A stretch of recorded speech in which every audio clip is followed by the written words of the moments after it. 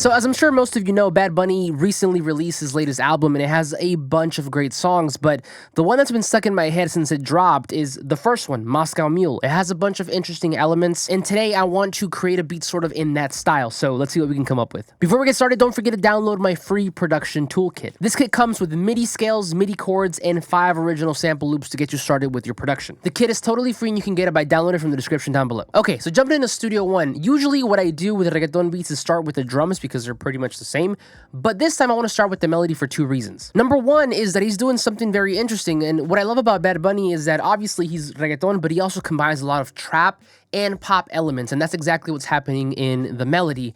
It's not that kind of like upbeat, kind of stabby melody thing, the da da da that we're all used to. Instead, it's more consistent, mellow kind of pop chords, and they have this kind of interesting pattern, so I'm going to show you how to do that here in a minute. Now, the other reason that I want to start with the melody is because I recently got a new plugin pack here by Mixing Key, I believe they're called. They're not sponsoring this video, but they do have some pretty amazing plugins, and there's this one here that I want to use called Captain Chords. Okay, so first things first, the original song I believe is in F minor and at 100 BPM. So what I'm gonna do is I'm gonna set my session to 100, and then with Captain Chords here, what I'm gonna do is I'm gonna set it originally to that key, and then we can obviously transpose later, but let's start with F minor and let's see what we can do here. So if you take a listen to the song, there's basically a chord being played on every 2 beats. And in the first 4 measures, it is in a descending pattern. And then in the second half, when it repeats again, it brings it back up by adding 1 last chord to the end. So then what we're going to do here is we're going to recreate that, or maybe do our own version. I don't know yet. But let's go ahead and start by adding that F, right? And then because it is on every 2 beats, so it'd be 1, 2, different chord would come here. So let's add that in. And let's see, let's just play around. Let's see, you could also invert this down. That sounds good. Bring it here. Add another one. We need to go lower again. Let's try this. And then what happens is they duplicate, but on the last one here, they go back up.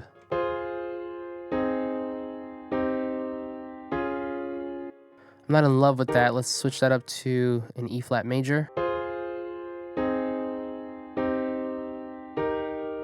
I'm going to change the key to like a G minor, and that automatically adjusts all the notes here within Captain Chords. So,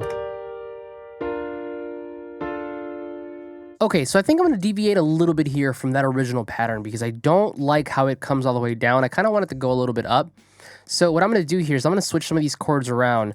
Let's switch this to an E flat major and then switch this to a B flat major, right? So we got...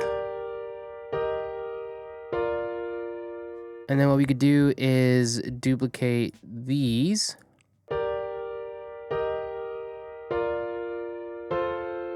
Okay, so I really like this. We basically stuck with the same chord structure of the song. I just changed things a little bit because I wanted to go up in the first half of that chord structure with these 3. So we go up to an E flat major, and then on the second half is when we fully descend all the way down to an F major chord. Okay, so from here what I'm going to do is I'm going to export this entire thing in MIDI. I'm going to bring it down to, let's do a serum, and then let's look for a patch here. It's not bad.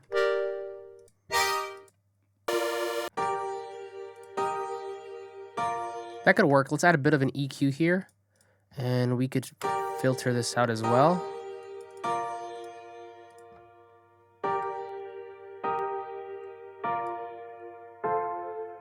And then let's go ahead and duplicate this with the events because I want to make this into a pad.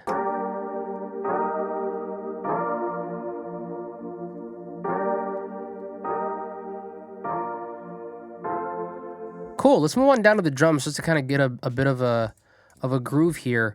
So first things first is the kick. Now, usually in traditional reggaeton, you would have 2 kicks, like a deeper tom kick and then like a punchier kick. But with modern reggaeton, specifically Bad Bunny, you usually only have 1 kick carrying it through. So what I'm going to do is I'm going to set the pattern first because this is basically 4 on the floor. right? But that kick is not it. I'm gonna use this one for now.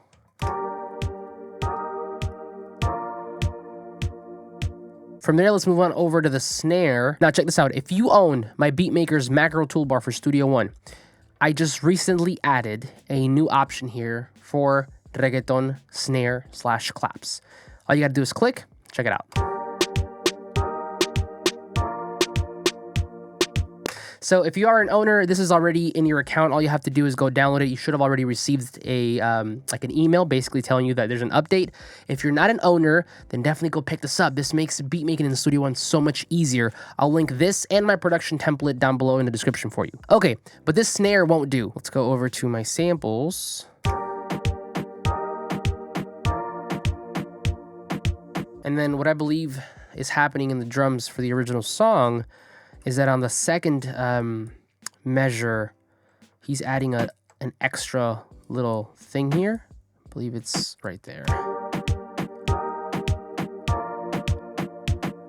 Hey.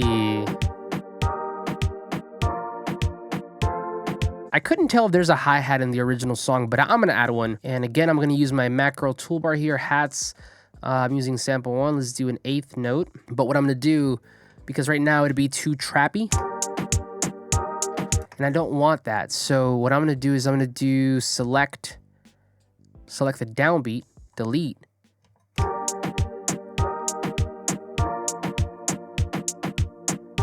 Let's take away these two.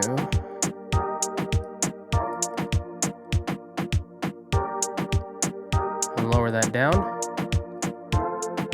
So we have a pretty good skeleton. Now, the next thing I want to do here is add a bass, because that song definitely has a deep, growly bass that is pretty much leading most of that melodic structure. So I'm going to take one of these MIDIs from the chords and stuff, and I'm going to bring it down to Bass Master.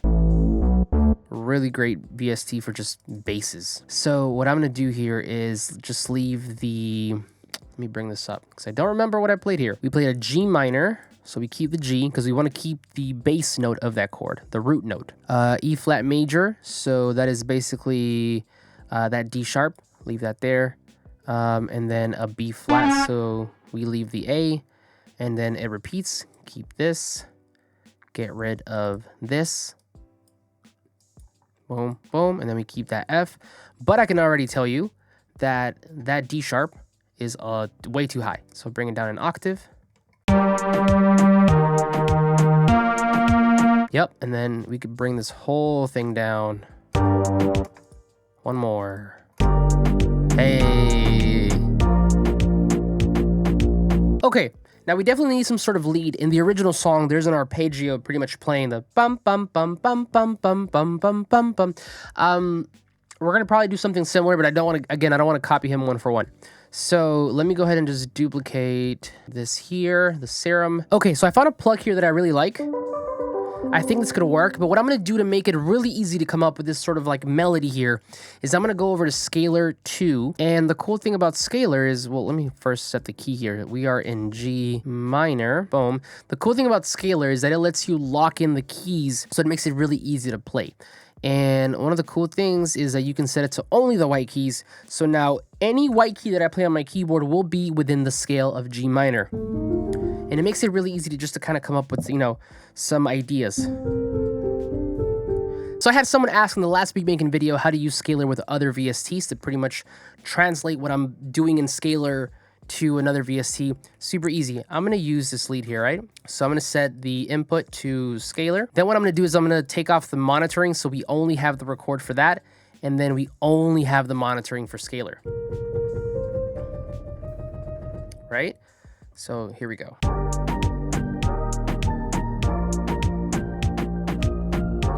Okay, so those notes at the end were definitely not right. But once we're here, we can use my toolbar to kind of make these notes a little better.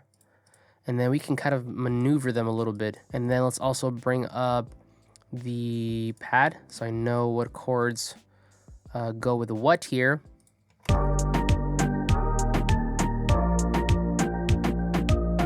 That's not right.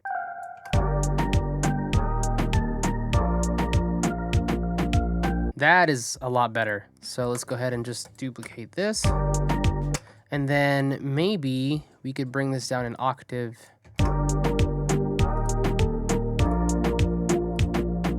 Okay, so I have the beat fully arranged and finished. Let me show it to you. Okay, so last we left off, we were here in the chorus. Now, off camera, I did make a couple of different changes. The first is that usually in reggaeton, you have kind of like a B-side to the drums. You usually change the kick or the snare or something like that. And that's exactly what I did. I took the first half of my chorus, I duplicated it, and on the second half, I added a different snare. And I also added a counter melody, a different melody, and then to finish it off, I also added a bit of a shaker. Now from there, it was basically just arranging it and taking away different parts to create the other segments. So if you take a look here, I have an intro, which incorporates the bass, and then the two melodies, and then we have a couple of different, a measure here with the keys on the pad. The chorus, we have everything with the B side of the drums. Going into the verse, we do have some of those melodies coming in. And then the one thing that I did want to leave specifically just for the chorus to kind of let the listener know that we are in the main part is that pad, which is this one right here. That, I did include it here in the beginning just to kind of introduce it a bit, but after that, I only left it for the chorus. And then the other thing that I did here was during the verse, which you'll hear, I filtered out my drums. I did a bit of an automation to kind of put them into an underwater effect and then kind of rise them back up. So without further ado, here is the beat. I hope you enjoy.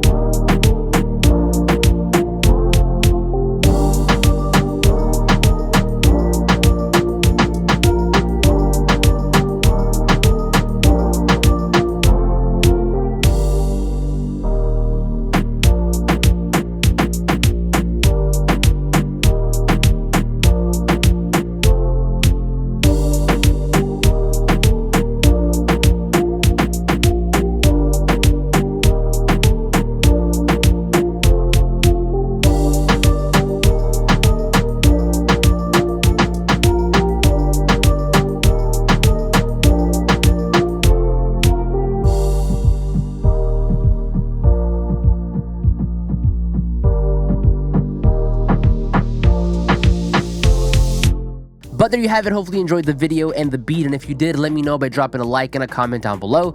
Thank you for your time, and I'll see you on the next one.